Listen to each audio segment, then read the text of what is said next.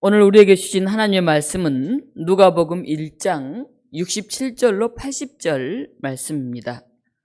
누가복음 1장 67절은 신약성경 88쪽에 있습니다. 누가복음 1장 67절부터 제가 봉독하겠습니다. 그 부친 사가랴가 성령을 충만히 받아 예언하여 이르되 찬송하리로다. 주 이스라엘의 하나님이여 그 백성을 돌보사 속량하시며 우리를 위하여 구원의 뿔을 그 종 다윗의 집에 일으키셨으니 이것은 주께서 예로부터 거룩한 선지자의 입으로 말씀하신 바와 같이 우리 온수에게서와 우리를 미워하는 모든 자의 손에서 구원하시는 일이라. 우리 조상을 긍휼히 여기시며 그 거룩한 언약을 기억하셨으니 곧 우리 조상 아브라함에게 하신 맹세라. 우리가 온수의 손에서 건지심을 받고 종신토록 주의 앞에서 성결과 의로 두려움이 없이 섬기게 하리라 하셨도다. 이하여 내가 지극히 높으신 이의 선지자라 일컬음을 받고 주 앞에 앞서가서 그 길을 준비하여 주의 백성에게 그 죄사함으로 말미암는 구원을 알게 하리니 이는 우리 하나님의 긍휼로 인함이라. 이로써 돋는 해가 위로부터 우리에게 임하여 어둠과 죽음의 그늘에 앉은 자에게 비치고 우리 발을 평강의 길로 인도하시리로다 하니라. 아이가 자라며 심령이 강하여지며 이스라엘에게 나타나는 날까지 빈들에 있으니라. 아멘. 오늘 이 본문을 가지고 사가랴의 찬가라고 하는 제목으로 말씀을 전하겠습니다. 대림절 초 3개가 불을 밝혔습니다. 어두운 세상에 빛으로 오시는 주님을 기다리면서 하나님의 구원의 빛이 우리 안에 밝혀지기를 고대하고 있습니다. 오늘 아침에 걸어서 오는데 흰눈이 이렇게 하얗게 내려있는 그런 나무들, 또 지상 여러 땅들, 차들을 보면서 이렇게 하얗게 우리의 마음이 정화되었으면 좋겠다. 이 대림절에 정말 우리가 어둡고 우울하고 힘들고 답답한 그런 삶이 아니라 좀 환해지는, 그래서 우리 마음이 빛으로 가득 찬 그런 삶이 되면 얼마나 좋을까, 그런 기도를 하면서 걸어왔습니다. 오늘 이 본문은 사가랴의 찬가입니다. 사가랴의 찬양이라고도 하고 사가랴의 노래라고도 합니다. 우리가 흔히 이 누가복음 하면 마리아의 찬가를 잘 알고 있습니다. 그런데 마리아의 찬가만이 아닌 오늘 본문에서는 사가랴의 찬가가 나옵니다. 제사장 사가랴, 그는 하나님 앞에 찬양을 올립니다. 어떨 때 우리가 찬양할까요? 내가 정말 원하고 바라는 게 이루어질 때 야호 하면서 우리가 저절로 노래가 우리 안에서 흘러나오죠. 또 너무 생각하지 못했던 놀라운 걸 목격하게 되면 오, 어쩌면 이런 일이 하면서 우리 안에서 또 찬미가 흘러나옵니다. 여전히 답답하고 어두운 세상에서 이런 기쁜 일, 놀라운 일들이 일어났으면 좋겠습니다. 오늘 사가랴의 찬가는 크게 두 부분으로 나뉘어집니다. 65절로 75절 앞부분은 백성들 가운데에 오실 메시아를 통해 구원하시는 하나님을 찬양하는 내용입니다. 구원의 하나님, 우리 안에 찾아오신 하나님, 그 하나님을 찬양하고 있습니다. 그리고 뒷부분인 76절 이하에는 이 메시아의 길을 예비하는 사람인 요한의 탄생을 기뻐하면서 그 요한의 사명에 대해서 얘기하고 있습니다. 사가랴의 부인 엘리사벳은 예수님보다 6개월 먼저 아들 요한을 낳았습니다. 오늘 누가복음 1장 6절 7절에 보면 사가랴와 엘리사벳이 하나님 앞에 의인이니 주의 모든 계명과 율례대로 흠이 없이 행하더라. 그러나 엘리사벳이 잉태를 못하므로 그들에게 자식이 없고 두 사람이 나이가 많더라. 이렇게 나와 있습니다. 사가랴는 참 의로운 사람이었고 흠이 없이 행동했던 굉장히 신뢰받는 그런 제사장이었습니다. 그런데 이 두 사람이 부인 엘리자벳 사이에 아이가 없고 둘이 이제 나이가 많아져 갑니다. 신실하고 의롭게 산 사람인데도 늙도록 자식이 없었던 이 제사장 가정. 당시 아이를 낳지 못하면 사람들은 복 없는 사람이다, 그렇게 생각을 했습니다. 자식이 많아야 복되다고 당신은 생각했는데 자식이 없으니 얼마나 안타깝게 그렇게 생각되었겠습니까?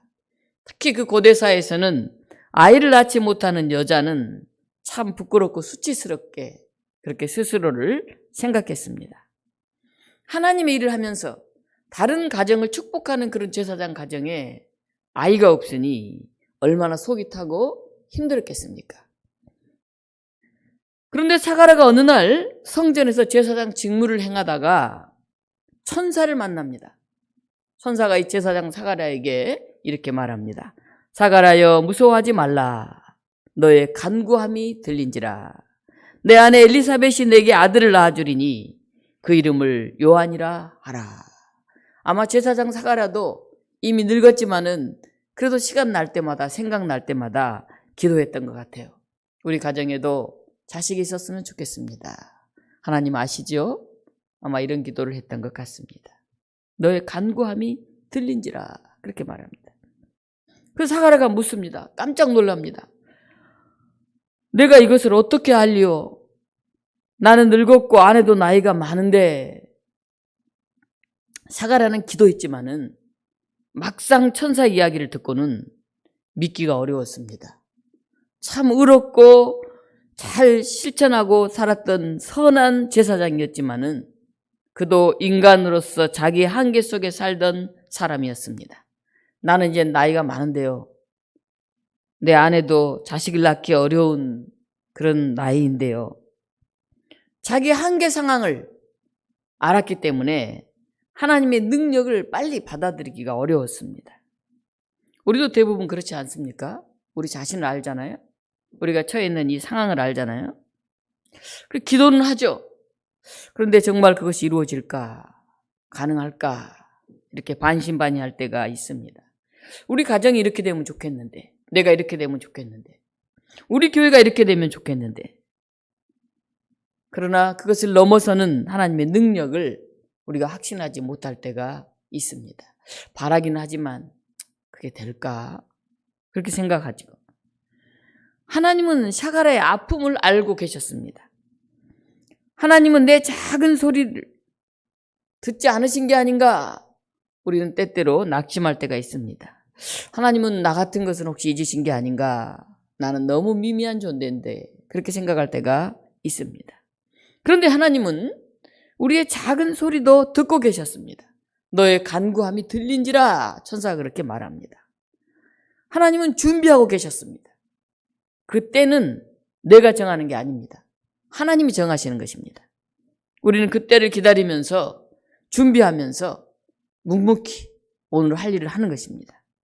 하나님의 역사하심은 내 방법과 생각을 넘어섭니다. 오늘 사가랴에게 천사가 말합니다. 이 좋은 소식을 전하라고 보냄을 받았다. 이 일이 되는 날까지 내가 말 못하는 자가 되리라. 이렇게 좋은 기쁜 소식, 너희 가정에 이제 아들이 있을 거다, 이 소식을 전하러 왔는데 막상 기도하면서도 그걸 반신반의하며 믿지 못하는 그 사가랴 제사장을 보면서 너 아들 낳을 때까지 말 못할 거다, 그렇게 얘기를 합니다. 그때부터 사가랴는 말을 못하게 되어서 몸짓으로 뜻을 전하면서 그렇게 지냅니다. 때로 우리는 그저 벙어리가 될 수밖에 없습니다. 내 믿음을 넘어서는 그런 일 앞에서 우리는 그저 말하지 않고 겸손하게 하나님의 뜻을 기다리며 일할 수밖에 없습니다. 하나님이 하시는 일, 그 일에 내가 준비가 되어져야 합니다. 내 생각 안에서 허덕이면서 안 될 걸, 못할 걸, 힘든데 그렇게 살기보다는 언제든지 하나님이 필요하시면, 하나님이 원하시면 나를 사용할 수 있도록 내 삶을 늘 정결하게 하면서 우리는 기다려야 합니다. 사가랴는 믿음으로 의롭게 열심히 살고 있었지만은 이제 자신의 믿음이 부족했음을 깨닫습니다. 그래, 하나님은 나의 상황을 넘어서 역사하시는 분이신데 내가 제사장으로서 하나님의 일을 한다고 하면서 이렇게 의롭고 열심히 산다고 하면서도 내가 너무 믿음이 부족했구나 하는 것을 깨닫게 됩니다. 그는 이제 말하지 못하고 잘 듣지 못하는 상황에서 비로소 또 다른 하나님의 세계를 바라보게 되었을 것입니다. 내 입으로 늘 말해왔던 것, 그래 나도 좀 잠잠하자. 더 큰 일, 더 큰 때, 그 하나님의 때를 바라보자. 그렇게 생각했던 것 같습니다. 마침내 아들이 탄생했다는 소식을 듣고 그때야 사가랴의 입이 풀려서 성령의 충만함을 받습니다. 그리고 예언한 말이 오늘 바로 이 사가랴의 찬가입니다.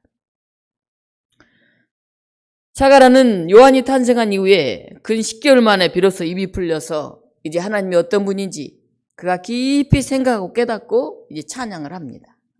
그 중에 첫 번째가 하나님은 그 백성을 돌보시고 속량하시는 분이다 하는 것입니다. 하나님은 백성을 돌보신다. 이 돌보신다는 단어는 우리에게 찾아오신다, 우리에게 방문하신다, 우리에게 신방한다 그런 뜻입니다. 우리가 신방하지 않습니까? 그 돌보는 거죠. 그 사람이 무슨 일이 없나, 말 못하는 아픔이 없나, 그걸 살피시는 거죠. 바로 하나님이 이 백성에게 찾아오셨다, 돌보셨다, 방문하셨다.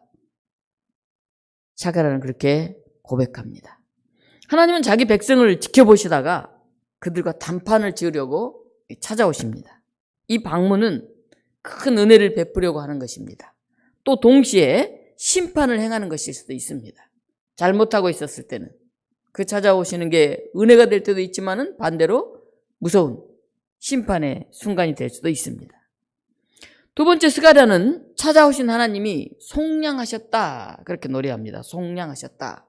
속량이 뭡니까? 노예 상태로 있는 사람의 몸값을 치르고 그를 해방시켜 주는 것을 말하죠. 무엇인가 애속된 사람을 위해서 속전을 치르고 본래 상태로 회복시켜 주는 것을 말합니다. 하나님은 죄로 인해서 사탄의 노예가 된 인간들, 때로는 물질이나 명예나 권력의 노예가 된 인간들을 예수님의 피로 속량하시려고 직접 찾아오신 것입니다. 그래서 세상에 썩어지고 사라질 것들을 향한 집착에서 우리를 해방시켜 주셨습니다. 지금 우리는 매여 있고 무엇인가 묶여 있지 않습니까? 이 죄의 노예가 되어 있죠. 돈의 노예가 되어 있기도 하고요. 어떤 명예를 막 추구하면서 그런 권력의 노예가 되게 되어 있기도 하고, 어떤 것에는 우리는 노예가 되어 있습니다. 당시 이스라엘은 로마의 압제하에 노예 상태에 있었죠. 그래서 이제 하나님은 그들을 그런 올가맨 모든 것에서부터 풀어서 해방시켜주기 위해서, 속량하시기 위해서 찾아오셨다. 이렇게 스가랴는 고백하는 것입니다. 오늘 또 하나님이 우리를 찾아오시는데 하나님을 맞이하기 위해서 우리는 먼저 우리 마음을 열어야 됩니다. 요즘 대부분 온라인으로 만납니다. 제가 이번 주간에도 몇 주간 동안 만나지 못한 우리 어르신들, 또 여러 가지 상황 속에 있는 분들, 요즘 뭐 신방하기도 어려운 그런 상황이잖아요. 찾아오는 것도 부담스러워하니까. 그래서 이제 주로 전화를 합니다. 우리 청년들이야 이제 카톡 같은 걸 통해서도 만나지만 어르신들은 전화를 하면 어떤 분들은 전화도 잘 못 받아요. 왜 이렇게 전화를 안 받습니까? 아이고 소리가 잘 안 들려가지고 아이고 잠깐 밖에 나갔다 핸드폰 놓고 가서 이렇게 얘기할 때가 있습니다. 대부분 만남이 온라인으로 만나는 것이죠. 대표적인 게 바로 핸드폰 아니겠습니까? 근데 제 핸드폰에 요즘 스팸으로 전화가 그렇게 많이 와요. 심지어는 일반 전화보다 더 많이 옵니다. 근데 대부분 어떤 전화냐면 돈 빌려준다는 전화예요. 돈이 필요한 사람들이 많나 봐요. 너무 스팸 전화가 많이 와서 제가 어플 후후라고 하는 걸 깔아놨어요. 그 전화가 울리면 딱 보면 거기에 뜹니다. 대출 안내 이렇게 떠요. 아, 이것도 스팸 전화구나. 제가 이제 안 받죠. 안 받을 뿐만이 아니라 수신 차단을 딱 제가 눌러요. 그럼 그 번호는 이제 저한테 안 오잖아요, 전화가. 그렇게 차단을 계속 눌러요. 한 2주 그렇게 눌렀더니 요즘 조금 덜 온 것 같아요. 또 요즘 보면은 국제 도박 뭐 이런 게 딱 떠요. 그럼 또 깜짝 놀라서 안 받고 이제 스팸 차단을 누르죠. 차단해 놓으면은 그 번호에 전화는 저에게 울리지 않습니다. 우리가 오시는 주님을 기다리며 준비한 이 대림절에 오늘 우리의 마음의 문을 열고 있는지 돌아봐야 합니다. 혹시 찾아오시는 주님, 신방하신 하나님, 이분을 우리가 만나야 되는데 우리가 딱 차단해 놓고 있는 건 아닌지, 돌아봐야 됩니다. 은혜와 사랑을 베풀기 위해 찾아오신 주님을 향해서 먼저 우리는 마음 문을 열어야 됩니다. 그리고 가까이 다가가야 됩니다. 우리가 가까이 가면 보이지 않던 것들이 보입니다. 느끼지 못했던 것들을 느끼게 됩니다. 이렇게 멀리서 볼 때는 그냥 그러려니 생각했는데 가까이 가서 손을 맞잡고 때로는 얘기를 하고 그를 살피면 그 안에 고민, 또 그 안에 삶에 대한 소망, 여러 가지 생각들을 알게 됩니다. 나태주 시인의 들풀꽃이라고 하는 유명한 시기절을 여러분도 기억하십니다. 자세히 보아야 예쁘다. 오래 보아야 예쁘다. 너도 그렇다. 우리 삶에서 정말 애틋한 것, 귀한 것은 정말 진실하게 다가갈 때 느껴지는 것입니다. 우리 주님도 그렇습니다. 우리가 자세히 보고 오래오래 보면서 예수님 안에서 서 있을 때 우리는 그 오시는 주님을 더 가까이 만날 수가 있고 더 깊이 이해할 수 있습니다. 샤가라는 예수님을 구원의 뿔로 묘사합니다. 우리의 온수에게서와 미워하는 모든 자의 손에서 우리를 구원하신다고 찬양을 합니다. 그 하나님은 우리 조상과의 언약을 기억하시고 종신토록 주님 앞에서 성결과 의로 두려움이 없이 섬기게 하기 위해서 찾아오셨다. 그렇게 선포합니다. 찾아오시는 주님, 우리를 신방하시는 주님, 그분에게는 더 가까이 다가가서 우리의 마음 문을 열고 우리를 구원하신 그분, 우리를 속량하신 그분 찬양할 수 있는 여러분들이 되시기를 바랍니다. 사가랴의 창가 후반을 보면 요한의 탄생과 사명을 노래합니다. 드디어 엘리사벳이 그 노년에 아이를 낳았어요. 그러니까 이웃과 친척이 전부 모여듭니다. 그리고 주의 긍휼히 여기심을 기뻐하면서 즐거워했다. 오늘 성경에는 그렇게 나와 있습니다. 이제 아이를 낳은 지 8일이 됐습니다. 유대에서는 아이 낳은 지 8일이 되면 이 아이를 할례를 합니다. 그리고 아이 이름을 지어줍니다. 친척들이 다 나와가지고 아버지 이름을 따라서 샤가라라고 이름을 짓자 이렇게 말을 합니다. 근데 엘리사벳이 아니요, 요한이라고 할 것입니다. 이렇게 말합니다. 아니요, 강하게 반대를 해요. 그래서 친척들이 깜짝 놀랍니다. 아니, 우리 친척 중에 그런 이름을 가지고 있는 사람은 없어. 이렇게 말합니다. 보통 이름은 그 가문의 대를 이어서 그 이름 안에 자기의 존재, 자기 가문의 어떤 후손이라고 하는 그런 뜻이 들어있기 때문에 조상들의 이름을 따라서 그 지어지는 그런 이름이 있어요. 예를 들면 이런 거죠. 뭐 샤가라 1세라든지 샤가라 꼭 요한이라고 짓고 싶으면 샤가라 요한이라든지 그렇게 이제 그 가문에 쭉 대를 이어가는 그런 이름을 지어야 합니다. 그런데 뜻밖의 이름인 요한이라는 이름을 짓는다고 하니 친척들이 다 깜짝 놀라면서 반대한 것이죠. 우리 친척 중에 그런 이름은 없다. 무슨 뜬금없이 그런 이름을 짓느냐 하는 거죠. 그래서 이제 아버지 샤가라 제사장을 찾아가서 오늘 성경에 보면 몸짓으로 물었다 이렇게 나와 있어요. 그러니까 샤가라가 말만 못한 게 아니라 듣지도 못했던 것 같아요. 그러니까 몸짓을 통해서 이제 물어본 거죠. 그랬더니 샤가라가 아이 이름을 서판에 요한이라고 씁니다. 그러니까 친척들이 깜짝 놀랍니다. 아니, 엘리사벳도 요한이라고 그러더니 샤가라도 요한이라고 똑같이 말하네. 이때 비로소 샤가라의 입이 열리고 혀가 풀려서 말을 하기 시작했다. 성경은 그렇게 기록합니다. 오늘 65절에 보면 이 모든 말이 온 유대 산골에 두루 퍼졌다. 이 소문이 유대 산골 곳곳에 다 퍼져나갔다는 겁니다. 그리고 오늘 66절에는 이 말을 듣는 사람이 이 말을 마음에 두고 이 아이가 장차 어떻게 될까? 그렇게 생각했다는 것입니다. 왜냐하면 이는 주의 손이 그와 함께 하심이라. 자, 소문이 멀리 퍼져나갔습니다. 그리고 사람들이 다 그걸 마음에 새겼습니다. 그리고 이 아이가 장차 어떻게 될까? 사람들이 궁금해합니다. 왜냐하면 주의 손이 그와 함께 하셨기 때문에.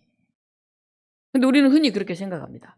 아마 소문이 났는데 제사장 사가랴가 환상을 보고 엘리사벳이 나이 많이 들어서 노년의 아이를 잉태했고 사가랴가 말을 하지 못했고 아이 탄생 후에 가문의 이름으로 이름을 짓지 않고 요한이라고 이름을 지었고 그때 비로소 사가랴의 입이 열린 이런 놀랍고 신비한 여러 가지 일들, 아마 그 소문이 멀리 퍼져나갔을 거야. 우리는 그렇게 생각합니다. 그래서 사람들이 장차 이 아이가 어떻게 될까 그렇게 주목했을 거야 하고 어떤 기적, 신기한 것, 그걸 우리는 더 마음에 둡니다. 그런데 오늘 본문에서는 이렇게 얘기합니다. 오늘 66절입니다. 우리 함께 읽어보겠습니다.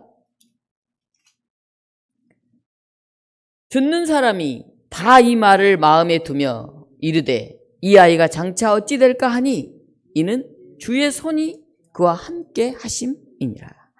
사람들이 장차 이 아이가 어떻게 될까 관심 가졌던 이유는 하나님의 손길이 이 아이와 함께 한 것을 보았기 때문에 그렇다는 겁니다.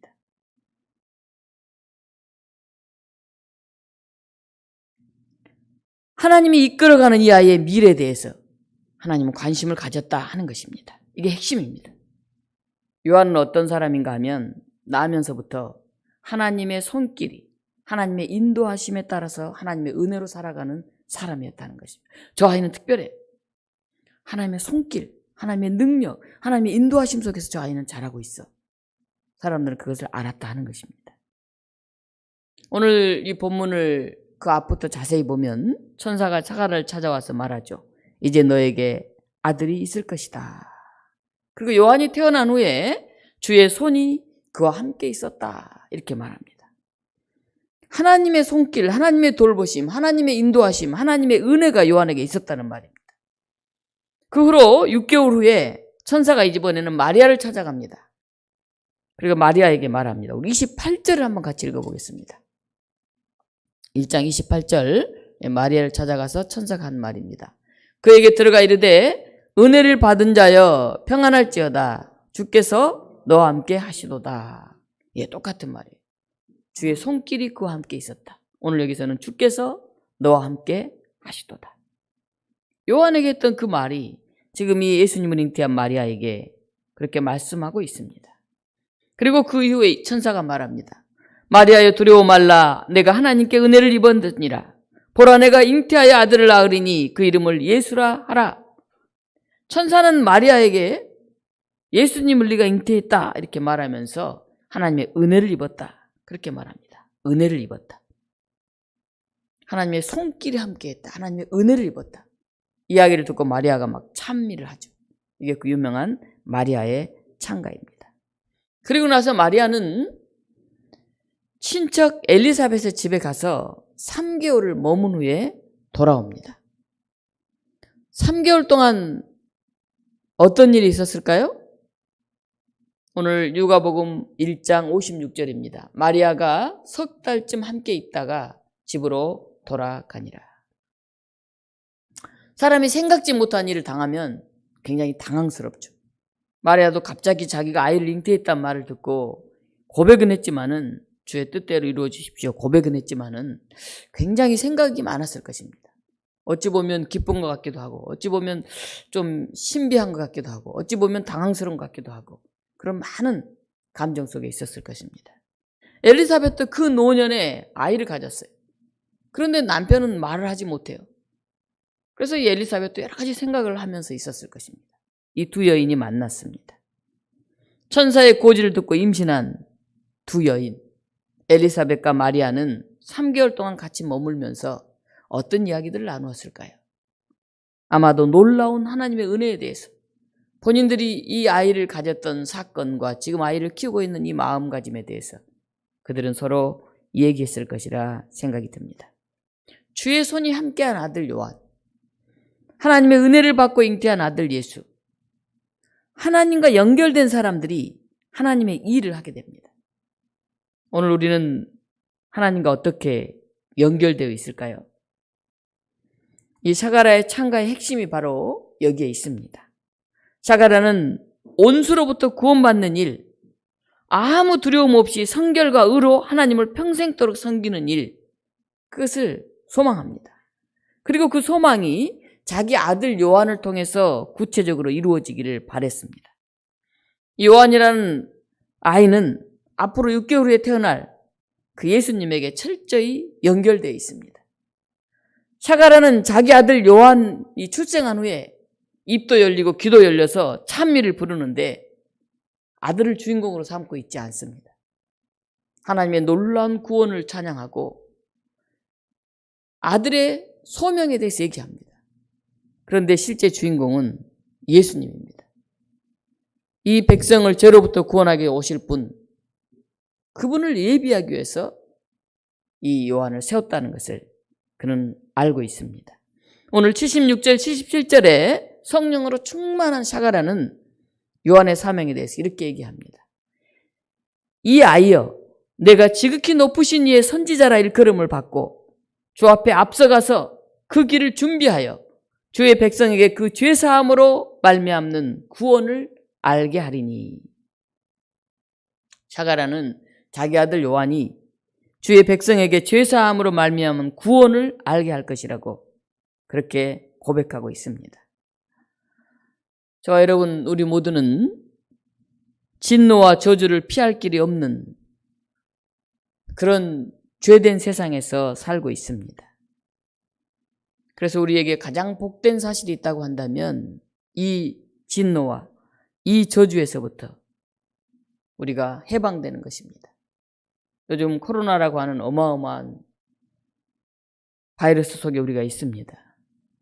아마 사람들이 이렇게 생각할 것입니다. 하루빨리 백신이 우리나라에 들어와서 이 바이러스로부터 이 지극히 답답하고 숨막히는 이 격리와 분리 상태에서부터 우리가 자유함을 얻으면 참 좋겠다, 그런 생각을 할 것입니다.